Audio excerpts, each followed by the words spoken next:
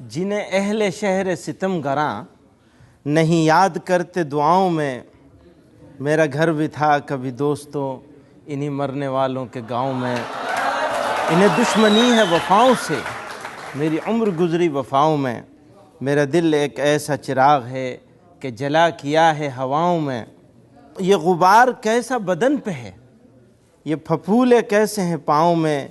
मेरे हाल की उन्हें क्या खबर जो खड़े हैं फूलों की छाँव में।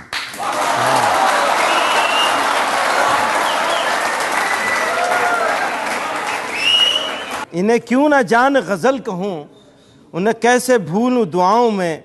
मुझे शायरी जो सिखा गई एक अदा थी उनकी अदाओं में।